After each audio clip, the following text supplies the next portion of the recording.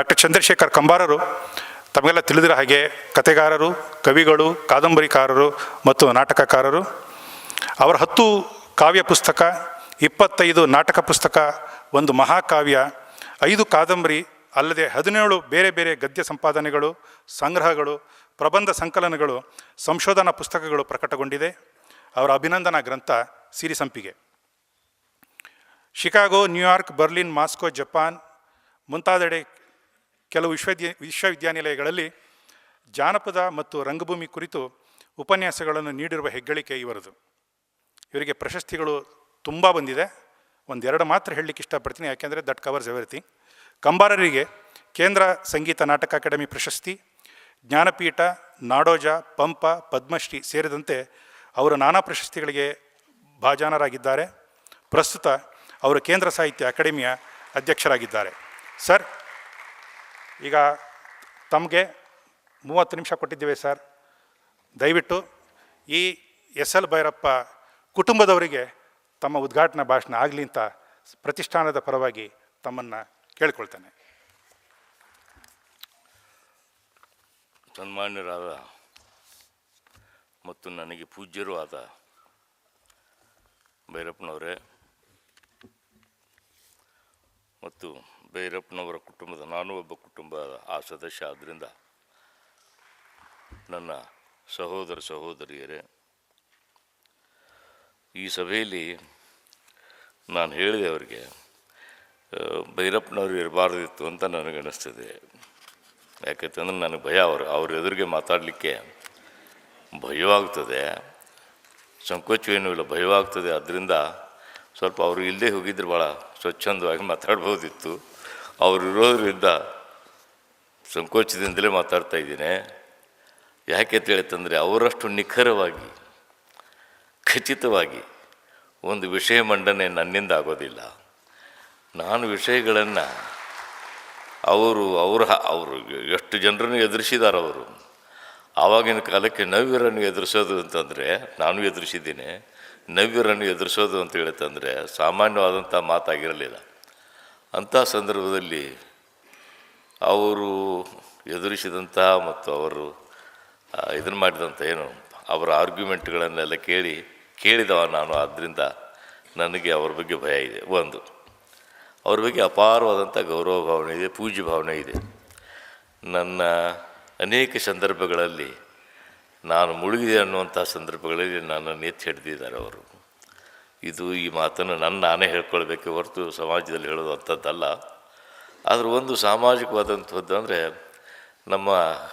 ನಾನು ಹಂಪಿ ವಿಶ್ವವಿದ್ಯಾಲಯದ ಕುಲಪತಿಯಾಗಿದ್ದಾಗ ಅಲ್ಲಿ ಪ್ರವಾಹ ಬಂದು ನಮ್ಮ ಲೈಬ್ರರಿ ಪುಸ್ತಕಗಳನ್ನೆಲ್ಲ ಕೊಚ್ಕೊಂಡು ಹೋದಾಗ, ಲೈಬ್ರರಿ ಪುಸ್ತಕಗಳನ್ನು ಈ ರೀತಿಯಲ್ಲಿ ಬಟ್ಟೆ ಒಣಗಿ ಹಾಕಿದ ಹಾಗೆ ಒಣಗಿ ನಾವೆಲ್ಲ ನೋಡ್ತಿರ್ಬೇಕಾದ್ರೆ ಅಲ್ಲಿ ಭೈರಪ್ಪನವ್ರು ಬಂದು ನಮ್ಮ ಜೊತೆಗೆ 8 ದಿವಸ ಇದ್ದು ನಮಗೆಲ್ಲ ಸಮಾಧಾನ ಹೇಳಿ, ಆಮೇಲೆ ಮತ್ತೆ ಪುನಃ ನಮಗೆ ಧೈರ್ಯ ಕೊಟ್ಟು, ನಮ್ಮ ಪಂಡಿತರನ್ನು ಕುರಿತಾಗಿ ಮಾತಾಡಿ ಭಾಷಣಗಳನ್ನು ಮಾಡಿ ನಮಗೆ ಭಾಳ ಚೇತನವನ್ನು ಕೊಟ್ಟರು. ಹೀಗಾಗಿ ಆ ವಿಷಯದಲ್ಲಾದರೂ ನಾನು ಪಬ್ಲಿಕ್ಕಾಗಿ ಅವರ ಹೃತ್ಪೂರ್ವಕವಾದಂಥ ವಂದನೆಗಳನ್ನು ನಾನು ಸಲ್ಲಿಸಲೇಬೇಕಾಗ್ತದೆ.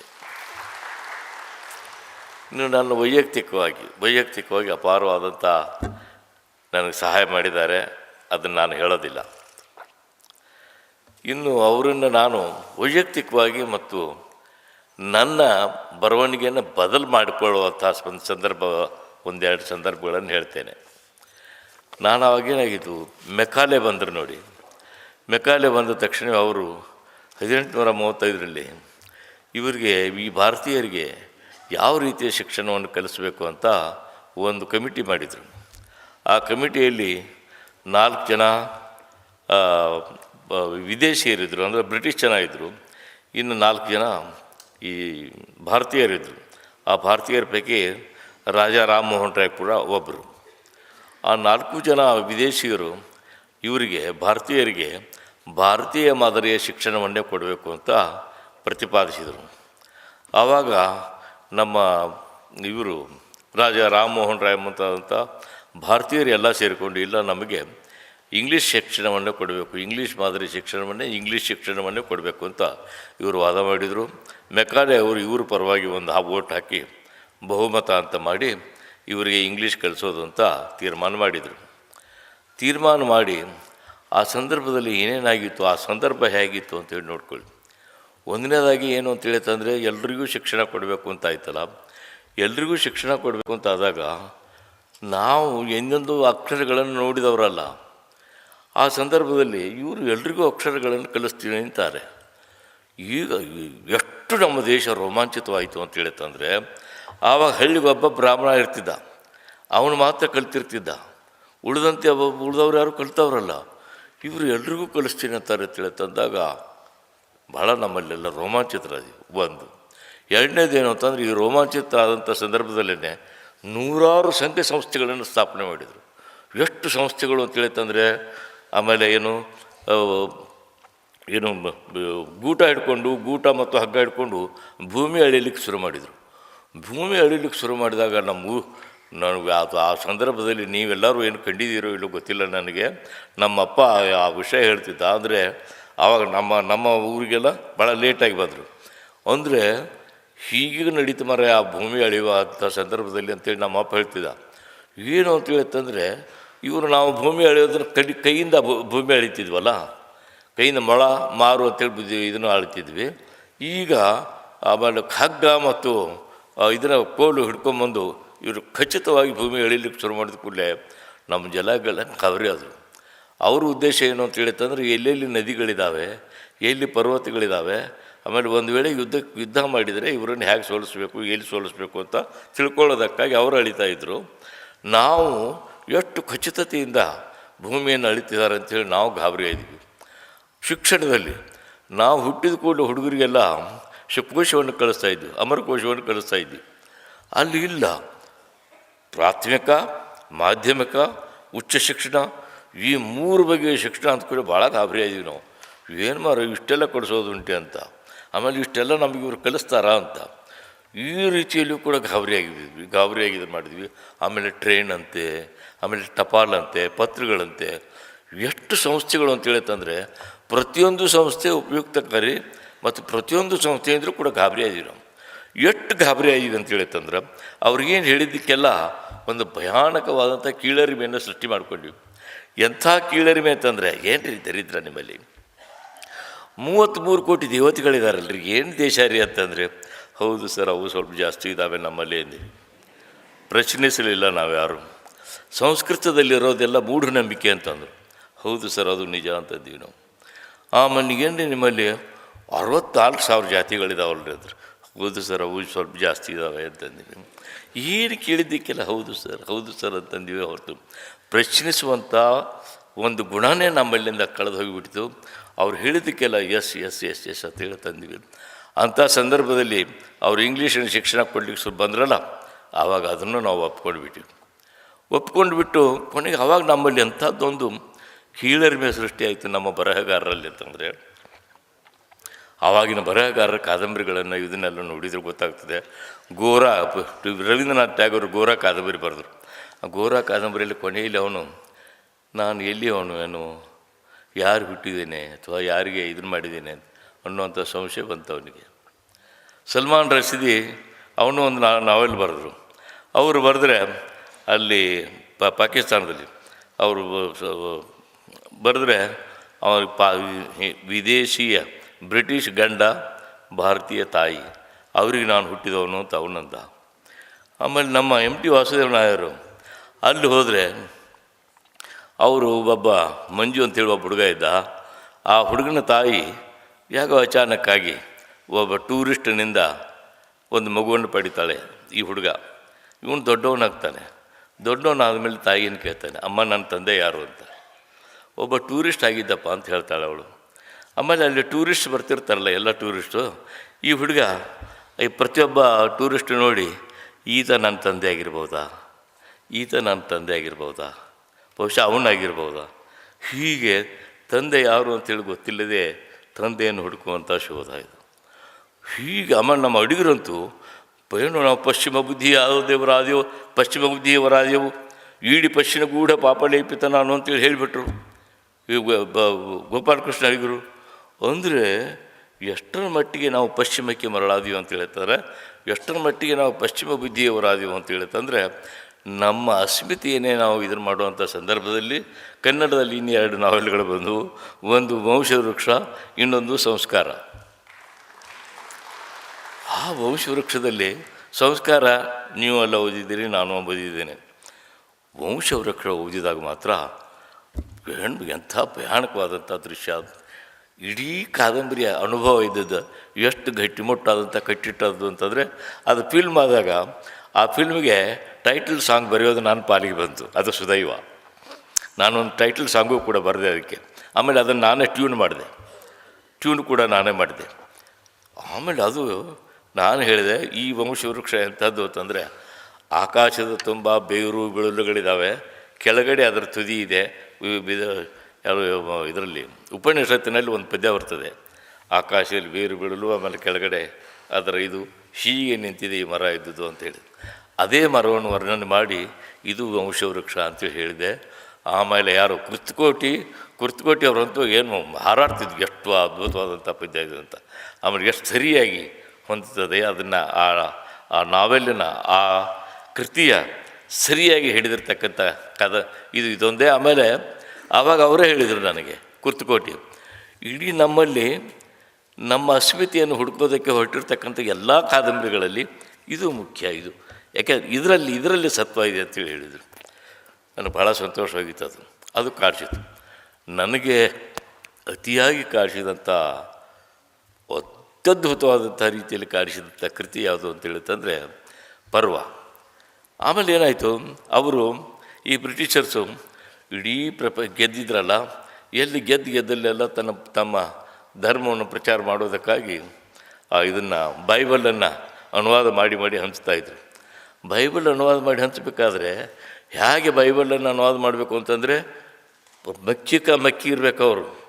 ನಮ್ಮಲ್ಲಿ ಅವಾಗ ಅನುವಾದದ ಕಲ್ಪನೆ, ನಮ್ಮ ಕಲ್ಪನೆ ಏನು ಅಂತ ಹೇಳ್ತಂದರೆ, ಅದು ಯಾವುದಾದ್ರೂ ಕೃತಿ ಇರಲಿ, ಅದನ್ನು ನಾವು ಇಲ್ಲಿ ಹೇಳಬೇಕಾಯಿತು ಅಂತ ಹೇಳ್ತಂದರೆ ನನ್ನ ಆಡಿಯನ್ಸಿಗೆ, ನನ್ನ ಸಂದರ್ಭ ಮತ್ತು ಜನ ಇವರಿಗೆ ಪ್ರಸ್ತುತವಾಗುವ ಹಾಗೆ ಹೇಳಬೇಕು ಅಂತ.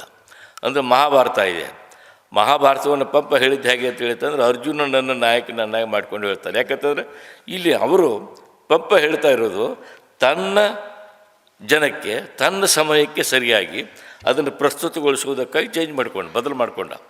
ಆಮೇಲೆ ಕುಮಾರವ್ಯಾಸನು ಅಷ್ಟು ಕೃಷ್ಣನ ಕಥೆ ಹೇಳ್ತೀನಿ ಅಂತಂದ ಅವನು. ಹಾಗೆ ನಾವೇನಾದರೂ ಒಂದು ಕಥೆಯನ್ನು ಹೇಳ್ಕೊಂಡ್ವಿ ಅಂತ ಹೇಳುತ್ತಂದರೆ ನಮ್ಮ ಕಾಲ ಮತ್ತು ನಮ್ಮ ಸ್ಥಳ ಇವೆರಡಕ್ಕೂ ಪ್ರಸ್ತುತವಾಗುವ ಹಾಗೆ ಆ ಕಥೆನ ಹೇಗೆ ಬೇಕು ಹಾಗೆ ಬದಲು ಮಾಡಿಕೊಂಡು ನಾವು ಎಷ್ಟು ಬೇಕು ಅಷ್ಟು ಹೇಳೋದು, ಮುಖ್ಯ ಕಥೆಯನ್ನು ಹಾಗೇ ಇರ್ತಿತ್ತು.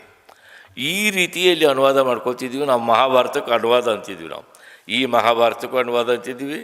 ಆಮೇಲೆ ಎಂಥದಕ್ಕೆಲ್ಲ ಅನುವಾದ ಅಂತಿದ್ವಿ. ಅಲ್ಲ ಅಂದ್ರೆ ಅವರು ಎಷ್ಟೆಷ್ಟು ಮೂಲದಿಂದ ದೂರ ಹೋಗ್ತದೋ ಅಷ್ಟು ಒಳ್ಳೆಯ ಅನುವಾದ ಅಲ್ಲ. ಅದು ಮೂಲಕ್ಕೆ ಯಾವುದು ಸಮೀಪವಾಗಿರ್ತದೋ ಅದು ಮಾತ್ರ ಒಳ್ಳೆಯ ಅನುವಾದ ಅಂತೇಳಿ ಅವ್ರು ಹೇಳಿದರು. ಅಂದರೆ ಮೂಲಕ್ಕೆ ಸಮೀಪವಾಗಿರಬೇಕು ಅಂತೇಳಿ ಮಕ್ಕಿ ವರ್ಗಿರಬೇಕು ಅಂದ್ರೆ ಮಾತ್ರ ಯಾವುದು ಬೈಬಲ್ ಸರಿಯಾಗಿ ಓದಲಿಕ್ಕೆ ಆಗ್ತದೆ. ಇಲ್ಲಿ ಹೋದ್ರಿಲ್ಲ. ಇದಕ್ಕೂ ನಮ್ಮವ್ರು ಹೆದರಿದ್ರು, ಅದೇ ರೀತಿಯಲ್ಲಿ ಪ್ರಯತ್ನ ಮಾಡಿದರು. 2 ಪ್ರಯತ್ನಗಳು ಮಾತ್ರ ಅತ್ಯದ್ಭುತವಾದಂಥ ಪ್ರಯತ್ನಗಳು. ಏನಂದ್ರೆ ಕುವೆಂಪು ಮತ್ತು ಭೈರಪ್ಪನವರು. ಕುವೆಂಪು ರಾಮಾಯಣ ದರ್ಶನ ಬರೆದರು. ಅದು ರಾಮಾಯಣ ದರ್ಶನ ಎಂಥದ್ದು ಅಂತಂದ್ರೆ ಬೇಕಾದಷ್ಟು ಬದಲು ಮಾಡಿಕೊಂಡು ಹೀಗಿರಬೇಕಾಗಿತ್ತು ರಾಮಾಯಣ ಅಂಥೇಳಿ ಕೆಲವು ಪ್ರಸಂಗಗಳನ್ನು ಬದಲು ಮಾಡಿಕೊಂಡು.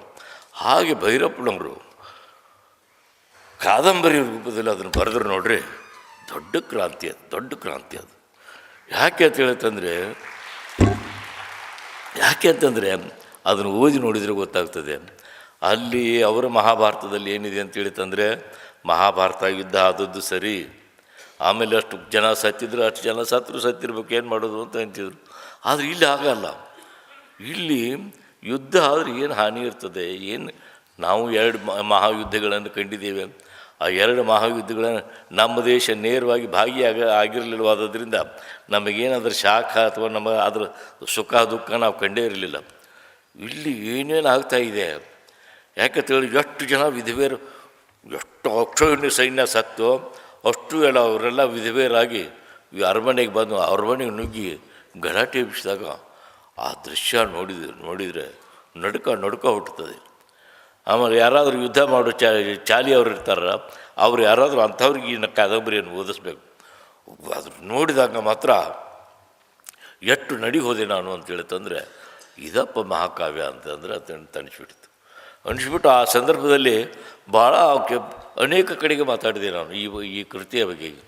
ಇದು ನಮ್ಮ ಮಹಾಕಾವ್ಯ, ಇಂಥ ಮಹಾಕಾವ್ಯ ಬರಬೇಕಾದ್ರು ಇದು ಅಂದರೆ ಮಹಾಕಾವ್ಯ ಅಂತೇಳಿ ಅಂತಂದ್ರೆ ನಮ್ಮಲ್ಲಿ ಏನೇನೋ ಇದೆಯಲ್ಲ, ಇಷ್ಟು ಛಂದಸ್ಸಿನಲ್ಲಿರಬೇಕು, ಆಮೇಲೆ ಇದು ಹೆಂಗಿರಬೇಕು ಹಂಗಿರಬೇಕು, 18 ವರ್ಣನೆ ಇರಬೇಕು, ಏನೇನೋ ಇದೆಯಲ್ಲ, ಏನೂ ಇಲ್ಲ. ಇಲ್ಲಿ ಒಂದು ಮಹಾಕಾವ್ಯವನ್ನೇ ಗದ್ಯ ರೂಪದಲ್ಲಿ ಹೇಳ್ತಾ ಎಷ್ಟು ಅದ್ಭುತವಾದಂಥ ಒಂದು ದರ್ಶನವನ್ನು ಈ ಕೃತಿ ಕೊಟ್ಟುಬಿಟ್ಟಿತು ಅಂತ ಹೇಳಿತಂದರೆ, ಆಡಾಡ್ತಾನೆ ಅಂಥ ಕೃತಿಯನ್ನು ಕೊಟ್ಟುಬಿಟ್ಟಿದ್ದಕ್ಕೆ ನನಗೆ ಭಾಳ ಅಂದರೆ ಎಷ್ಟು ಆಘಾತಕಾರಿಯಾದಂಥ ಸುಮಾರು ಒಂದು ಈಗಲೂ ಕೂಡ ಅದರ ಗುಂಗಿನಲ್ಲಿರುವಂತಹ ಒಂದು ಕಾದಂಬರಿಯನ್ನು ಸೃಷ್ಟಿ ಆಯ್ತದೆ. ಆ ಕಥನ ನಾವಂದರೆ ನಮ್ಮ ಭಾರತೀಯ ಸಾಹಿತ್ಯದ ಮುಖ್ಯವಾದಂತಹ ಜಾನರ್ ಯಾವುದು ಅಂದರೆ, ಮುಖ್ಯವಾದಂಥ ಸಾಹಿತ್ಯ ಪ್ರಕಾರ ಯಾವುದು ಅಂತಂದರೆ ಕಥೆಯನ್ನು ಹೇಳೋದೇ ನಮ್ಮ ಕಥನ. ಸೊ ಆ ಕಥನವನ್ನೇ ಯಾವ್ಯಾವ ರೀತಿಯಲ್ಲಿ ಹೇಳಬೇಕು, ಏನೇನು ಹೇಳಬೇಕು ಅಂತ ಬೇಕಾದಷ್ಟು ನಾವು ಟೆಕ್ನಿಕ್ಗಳನ್ನು ಕಂಡಿದ್ದೇವೆ. ಇಲ್ಲಿ ವೀರಪ್ಪನವರ ಈ ಕಾದಂಬರಿಯಲ್ಲಿ ಎಷ್ಟೊಂದು ಕಥನದ ಇವು ಪ್ರಕಾರಗಳಿದ್ದಾವೆ. ಆಮೇಲೆ ಆ ಕಥನ ಹೇಳೋದಕ್ಕೆ ಆಮೇಲೆ ಇನ್ನೂ ಅವ್ರ ನಾವೆಲ್ಗಳನ್ನೆಲ್ಲ ನೋಡಿದರೆ ಒಂದೊಂದು ಕಾದಂಬರಿ ಒಂದೊಂದು ಕಥನವನ್ನು ಅನುಸರಿಸ್ತದೆ. ಅಂದರೆ ಕಥನದಲ್ಲಿ ಇಷ್ಟು ಹೊರೈಟಿ ಇದ್ದದ್ದನ್ನು ನಮ್ಮಲ್ಲಿ ಇಲ್ಲಿ ತನಕ ಕುಮಾರವ್ಯಾಸನಗಳಲ್ಲಿ ಕೂಡ ಬರೋದಿಲ್ಲ. ಅಷ್ಟು ಕಥನದ ವ್ಯಾಪ್ತಿ ಜಾಸ್ತಿ ಆಗ್ತದೆ ಇದರಲ್ಲಿ, ಯಾವುದು ಇದರಲ್ಲಿ ಅವರ ಕಾದಂಬರಿ ಪ್ರಪಂಚದಲ್ಲಿ.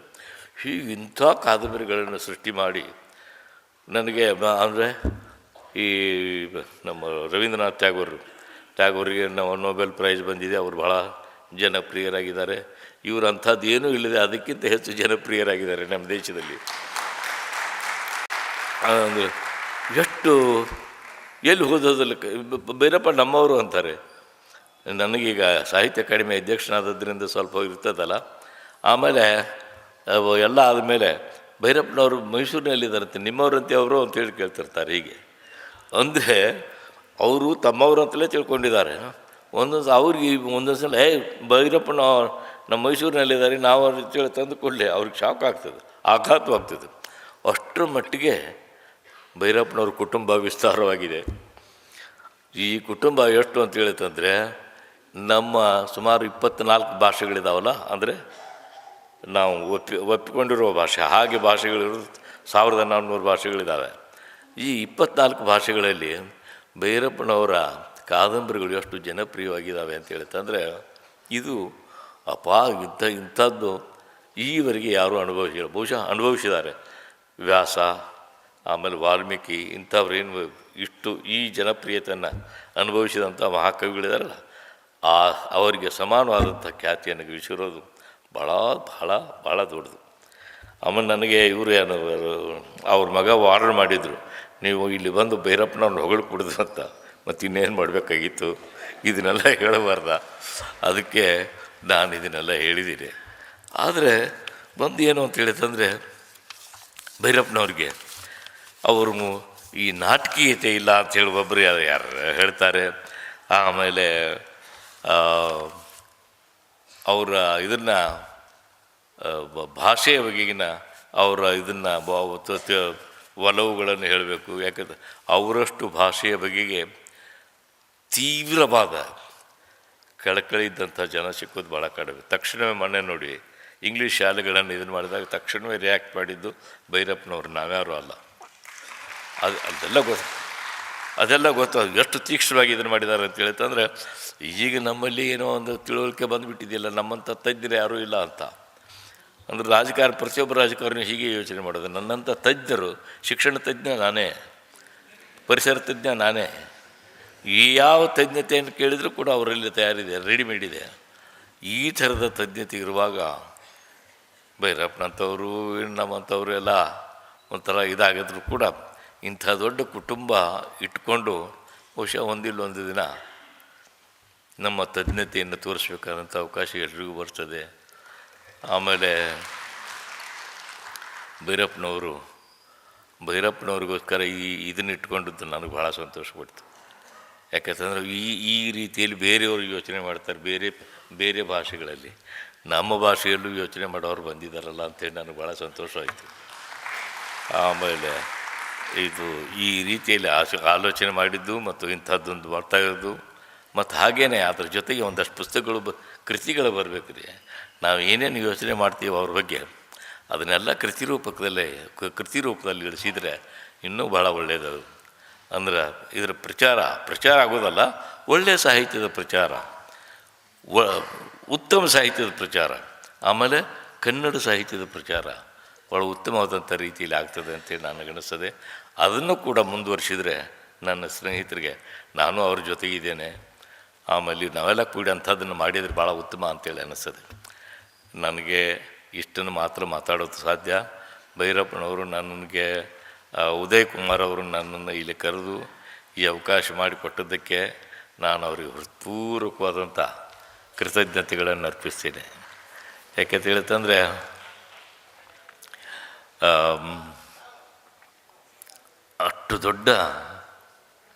ಅಷ್ಟು ದೊಡ್ಡ ಲೇಖಕರೇ ಅವರು ಎದುರುಗಲ್ಲಿ ಕೂತಿರೋದ್ರಿಂದ ನನಗೆ ಜಾಸ್ತಿ ಮಾತಾಡಲಿಕ್ಕೆ ಆಗ್ತಾಯಿಲ್ಲ, ಕ್ಷಮಿಸಿ. ಆಮೇಲೆ ಈ ಸಂದರ್ಭದಲ್ಲಿ ನಾನು ಇನ್ನೊಬ್ಬ ನಮ್ಮ ಸ್ನೇಹಿತರು, ನನ್ನ ನಂತರ ಮಾತಾಡುವ ನನ್ನ ಸ್ನೇಹಿತರ ಮಾತನ್ನು ಕೇಳೋದಕ್ಕೆ, ನಾನು ಅವ್ರ ಮಾತು ಇನ್ನೂ ತನಕ ಕೇಳಿಲ್ಲ, ಅದನ್ನು ಕೇಳೋದಕ್ಕೆ ನನಗೆ ಭಾಳ ಆಸಕ್ತಿ ಇದೆ. ಆದ್ದರಿಂದ ನನ್ನ ಮಾತುಗಳನ್ನು ಇಲ್ಲಿಗೆ ಮುಗಿಸಿ ಇನ್ನೊಂದು ಸಲ ಕೃತಜ್ಞತೆಗಳನ್ನು ಅರ್ಪಿಸಿ ನನ್ನ ಮಾತುಗಳನ್ನು ಮುಗಿಸ್ತೇನೆ. ನಮಸ್ಕಾರ.